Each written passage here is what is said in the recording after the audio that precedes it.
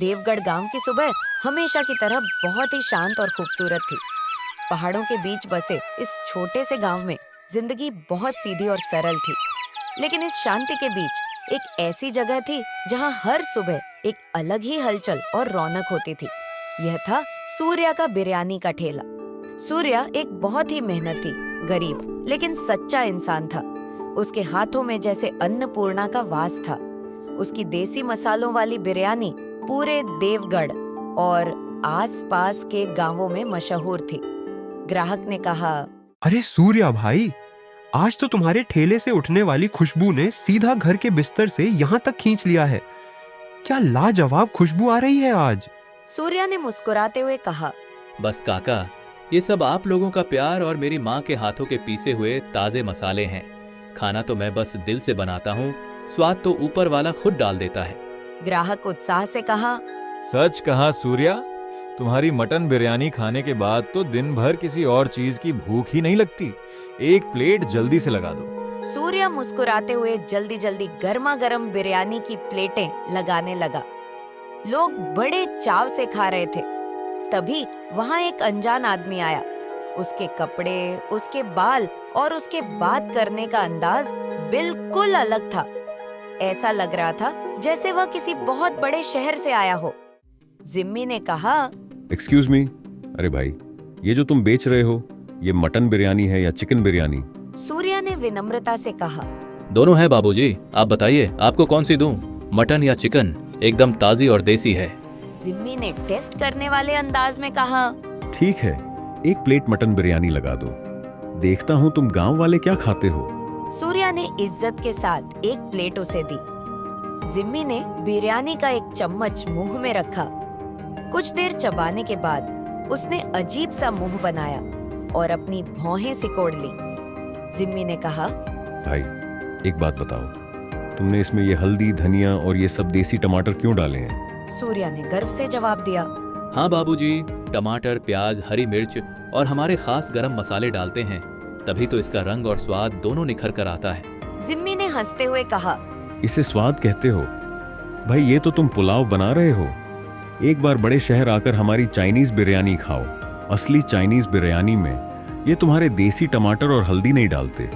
उसमें soya sauce, chilli oil और Manchurian के फ्लेवर का जो तड़का लगता है ना, वही होता है असली स्वाद। तुम जो बना रहे हो ये तो एकदम पुराना और फीका है। इतना कहकर जिम्मी ने पैसे ठेले पर फेंके और बिना पूरी प्लेट खाए वहां से चला गया। उसकी कड़वी बातें सूर्या के सीधे और सच्चे दिल में किसी तीर की तरह चुभ गईं। वह उदास होकर कुछ पल के लिए एकदम चुप हो गया। ग्राहक ने समझाते हुए कहा, अरे सूर्या बेटे, तू उस शहरी बाबू की बातों का बुरा क्यों मान रहा है? उसे क्या पता हमारी इस देसी बिरयानी की ताकत। ग्राहक ने समर्थन में कहा, सही बात है सूर्या, तुम्हारी बिरयानी में जो हमारे गांव की मिट्टी की महक है वो उसकी किसी चाइनीज वाइनीज बिरयानी में कहाँ मिलेगी। हमें तो बस यही टमाटर वाली देसी बिरयानी पसंद है। गांव वालों के प्यार ने सूर्या का हौसला वापस लौटा दिया। दिन भर लोग आते रहे, बिरयानी खाते रहे और हमेशा की तरह उसकी तारीफ करते रहे। सूर्या ने मन ही मन सोचा, मेरी देसी बिरयानी किसी चाइनीज बिरयानी से कम थोड़ी है। मेरे देवगढ़ के लोगों को यही स्वाद पसंद है, मुझे बदलने की क्या जरूरत है। यही सोचकर सूर्या खुशी खुशी अपने घर चला गया। अगले दिन की सुबह हुई। सूर्या ने रोज की तरह बहुत उत्साह के साथ अपना ठेला लगाया। आज उसने मसालों पर और भी ज्यादा मेहनत की थी। सूर्या ने कहा, आज की बिरयानी तो कल से भी ज्यादा स्वादिष्ट बनी है, खुशबू भी बहुत तेज है, बस अब ग्राहकों के आने की देर है। लेकिन समय बीतता गया। 1 घंटा, 2 घंटे, दोपहर हो गई। सूर्या बार बार रास्ते की ओर देखता रहा, पर आज एक भी ग्राहक उसके ठेले की तरफ नहीं आया। सूर्या ने परेशान हुई आवाज में कहा, अरे ये क्या हो रहा है? इतनी देर में तो मेरी एक पूरी देगची खत्म हो जाती थी और दूसरी चढ़ानी पड़ती थी। आज एक भी आदमी यहाँ से नहीं गुजरा। उसी समय गांव का एक पुराना ग्राहक साइकिल पर वहां से गुजर रहा था। सूर्या दौड़कर उसके पास गया। सूर्या ने चिंता में कहा, अरे रमेश काका, जरा रुकिए, एक बात बताइए, आज सारे गांव वाले कहाँ चले गए हैं? आज कोई काम धाम है क्या गांव में? रमेश ने हैरानी से कहा। अरे सूर्या, तुम्हें कुछ पता नहीं है क्या?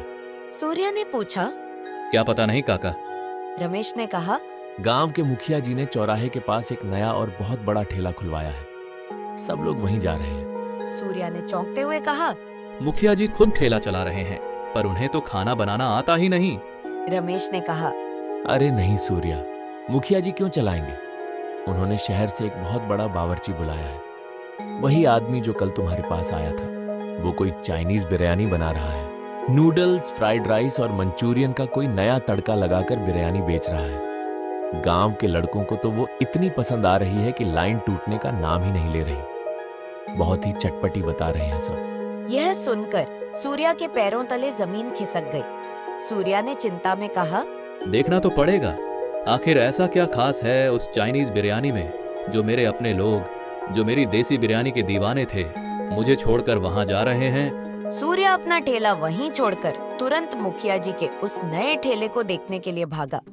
लेकिन जब वह चौराहे पर पहुंचा तो उसे वहां कोई ठेला नजर ही नहीं आया। बस कुछ खाली कागज और भीड़ के निशान थे। एक लड़के ने ताना मारते हुए कहा। क्यों सूर्या, क्या तुम भी यहाँ चाइनीज बिरयानी का नया स्वाद चखने आए हो? सूर्या ने कहा। नहीं भाई, मैं तो बस देखने आया था। वो ठेला कहाँ गया? इतनी जल्दी बंद हो गया? लड़के ने हंसते हुए कहा। अरे उसकी तो सारी चाइनीज बिरयानी 1 घंटे में ही खत्म हो गई। वो जिम्मी तो अब चला गया, कह रहा था कल फिर आएगा नया स्टॉक लेकर। सूर्या कुछ पल के लिए एकदम चुप रह गया। उसके चेहरे पर चिंता और निराशा साफ दिखाई दे रही थी। वह भारी कदमों से वापस अपने ठेले की तरफ लौट आया। सूर्या ने दुख और उलझन में कहा। ऐसा क्या है उस चाइनीज बिरयानी में? क्या वो सच में इतना बेहतरीन खाना बनाता है कि मेरा पूरा गांव एक ही दिन में मेरा स्वाद भूल गया? उधर मुखिया जी के बड़े से घर में जश्न का माहौल था। जिम्मी बहुत ही उत्साहित और घमंडी नजर आ रहा था। जिम्मी ने घमंड से कहा। देखा मुखिया जी, आज तो कमाल ही हो गया। हमारी चाइनीज बिरयानी का तीखापन और चाइनीज सॉस लोगों को बहुत पसंद आई। एक एक प्लेट के लिए लोग तरस रहे थे। मुखिया ने सोचते हुए कहा। हाँ जिम्मी, ये तो बहुत अच्छी बात है। हमारी कमाई अब दोगुनी होगी। लेकिन गांव में वो सूर्या भी है, लोग उसे बहुत मानते हैं। ऐसा ना हो कि 2 दिन बाद गांव वालों का इस चाइनीज खाने से मन भर जाए और ग्राहक फिर से उसके पास चले जाएं। जिम्मी ने चालाकी से कहा। आप बिल्कुल चिंता मत करिए मुखिया जी, ऐसा हरगिज नहीं होगा। मैंने उस बिरयानी में ऐसे विदेशी सॉस और अजीनोमोटो का इस्तेमाल किया है कि एक बार जिसने खा ली, उसकी जुबान को वो छटपटापन ऐसा लगेगा कि वो सादी बिरयानी खा ही नहीं पाएगा। उधर सूर्या अपने घर में चुपचाप सिर पकड़कर बैठा था। अंजलि ने प्यार से पूछा। क्या हुआ जी? आज आप बहुत परेशान लग रहे हो। ठेले पर सब ठीक तो है ना? सूर्या ने निराशा में कहा। क्या खाक ठीक है अंजलि, आज पूरे दिन एक भी ग्राहक नहीं आया। मुखिया जी ने उस शहरी जिम्मी का चाइनीज बिरयानी का ठेला खुलवा दिया है। पूरा गांव अब वही चाइनीज बिरयानी खाने जा रहा है। मेरी मेहनत की किसी को कद्र नहीं रही। अंजलि ने समझाते हुए कहा। अगर ऐसी बात है तो आप उदास क्यों होते हैं? आप भी चाइनीज बिरयानी बनाना सीख लीजिए ना। सूर्या ने कहा। पर मुझे कहाँ आती है चाइनीज बिरयानी बनानी। मैंने तो हमेशा सिर्फ देसी मसाले पीसे हैं। मुझे वो विदेशी सॉस और नूडल्स वाले तड़के का कोई अंदाजा नहीं है। अंजलि ने कहा। गांव में कोई तो होगा जिसे थोड़ा बहुत विदेशी खाने का ज्ञान होगा। आप थोड़ी छानबीन करिए, हिम्मत मत हारिए। आप तो वैसे ही स्वाद के जादूगर हैं। सूर्या ने पूरे देवगढ़ गांव में उन लोगों से बात की जो पहले शहरों में ढाबे पर काम कर चुके थे, लेकिन किसी को भी बिरयानी को चाइनीज तरीके से पकाने का सही तरीका नहीं पता था। निराश होकर सूर्या वापस आ गया। अंजलि ने समझाते हुए कहा। कोई बात नहीं जी, आप अपनी ही देसी बिरयानी बनाइए। नया शौक कुछ दिन रहता है, लोग कुछ दिन बाद जरूर आपके पास वापस आएंगे। आपके हाथों में जो प्यार का स्वाद है वो उन बोतलों के चाइनीज सॉस में कहाँ मिलेगा? अगले 2 दिन सूर्या ने हमेशा की तरह अपना ठेला लगाया, लेकिन हालात बिल्कुल नहीं बदले। उधर जिम्मी के ठेले पर हमेशा की तरह पागलों जैसी भीड़ लगी रहती थी। जिम्मी के अंदर लालच और घमंड और भी ज्यादा बढ़ गया। जिम्मी ने लालच से कहा, अब तो गांव वालों को मेरी इस चाइनीज बिरयानी की लत लग चुकी है। अब मैं दाम भी बढ़ा दूंगा। वैसे भी अब मेरा कोई मुकाबला नहीं है। तीसरे दिन सुबह फिर से जिम्मी का ठेला सजा। आज उसने बोर्ड पर कीमत बदल दी थी। जिम्मी ने कहा, आज से 20 रुपए और बढ़ा देता हूँ। गांव वाले तो वैसे भी मेरे पास ही आएंगे भागकर। लेकिन वक्त बीतता गया। 1 घंटा, 2 घंटे, 3 घंटे, दोपहर ढलने लगी। फिर भी एक भी ग्राहक जिम्मी के पास नहीं आया। मुखिया ने घबराकर कहा, अरे जिम्मी, ये क्या हो गया? आज कोई भी क्यों नहीं आया? हमारी चाइनीज बिरयानी की डिमांड अचानक खत्म कैसे हो गई? जिम्मी ने कहा, समझ नहीं आ रहा मुखिया जी। लगता है सब लोग फिर से उस सूर्या के पास चले गए। उस पुराने ठेले वाले ने जरूर कोई जादू टोना किया होगा। चलिए देखकर आते हैं। जिम्मी और मुखिया तुरंत सूर्या के ठेले की तरफ गए, लेकिन वहां पहुंचकर वे हैरान रह गए। वहां भी एकदम सन्नाटा था। एक भी ग्राहक नहीं था। सूर्या ने मुस्कान के साथ कहा, अरे जिम्मी भाई और मुखिया जी, आज तुम्हारी चाइनीज बिरयानी बहुत जल्दी खत्म हो गई क्या? जिम्मी ने निराश होकर कहा, खत्म कहाँ? अभी तक एक प्लेट की भी बोहनी नहीं हुई है। समझ नहीं आ रहा सब लोग गए कहाँ आज? सूर्या ने कहा, मैं भी यही सोच रहा हूँ। अरे हमारे इस गांव में तो सिर्फ हम 2 ही बिरयानी वाले हैं। ना तुम्हारे पास भीड़ है और ना मेरे पास। तो गांव वाले खाना खाने गए कहाँ? सब गहरी सोच में पड़ गए। तभी दूर से गांव का एक नौजवान आता हुआ दिखाई दिया। तीनों तुरंत उसके पास गए।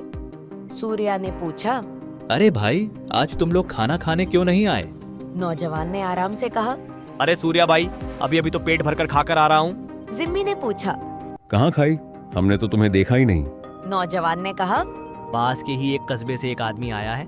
वो साइकिल पर चाइनीज मसाला बिरयानी लेकर आया है। सिर्फ 50 रुपए में दे रहा है और स्वाद ऐसा कि तुम्हारी चाइनीज बिरयानी भी उसके आगे फीकी लगे। यह सुनते ही सूर्या और जिम्मी दोनों के होश उड़ गए। दोनों बिना देर किए उस जगह पर पहुंचे। जैसे ही वे पास पहुंचे, दोनों ठिठक गए। एक साधारण सा आदमी एक छोटे से स्टॉल पर, लेकिन चारों तरफ भारी भीड़। एक ग्राहक ने खुशी से कहा, वाह भाई, मजा आ गया। ऐसा सोया सॉस और देसी गरम मसाले का संगम हमने पहले कभी नहीं खाया। दूसरा ग्राहक बोला, सच बताओ भाई, ये तीखा और खट्टा मीठा स्वाद एक ही प्लेट में कैसे ले आए? इसमें चिकन के पीस भी कितने मुलायम हैं। अब से हम सब रोज यहीं आएंगे। यह देखकर जिम्मी का मुंह उतर गया। उसका अहंकार टूट चुका था। जिम्मी ने कहा, मुखिया जी, मेरा खेल खत्म। ये आदमी तो मुझसे भी कम दाम में वो चाइनीज तड़का दे रहा है। मुझे अब यहाँ कोई फायदा नहीं दिख रहा। मैं तो वापस शहर जा रहा हूँ। जिम्मी अपना सामान बांधकर वहां से चला गया। सूर्या अभी भी चुप और सोच में खड़ा था। नया ठेले वाला मुस्कुराते हुए बोला, अरे सूर्या भैया, आप वहाँ दूर क्यों खड़े हो? आइए, अपने इस छोटे भाई के हाथ की चाइनीज बिरयानी छक्कर देखिए। सूर्या ने कहा, भाई, सच कहूँ तो तुम्हारी कला ने तो कमाल कर दिया। तुमने ये इतना बेहतरीन देसी और चाइनीज का फ्यूजन कैसे बनाया? कहाँ से सीखी ये विद्या?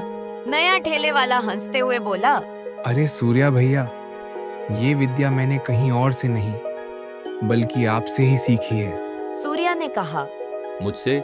लेकिन मैंने तो कभी चाइनीज बिरयानी नहीं बनाई।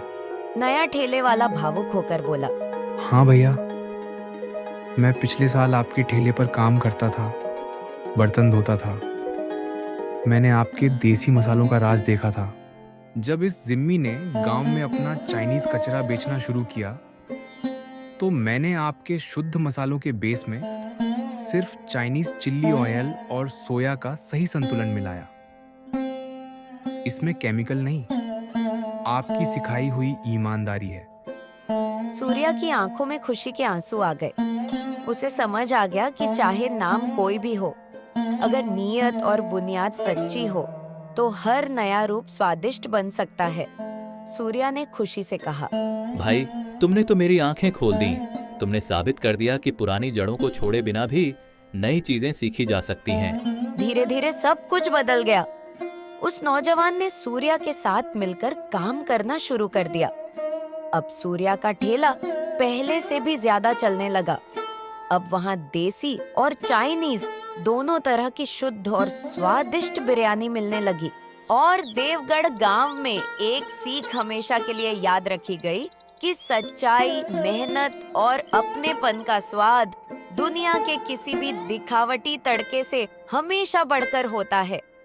सच्ची कला कभी भी हार नहीं सकती।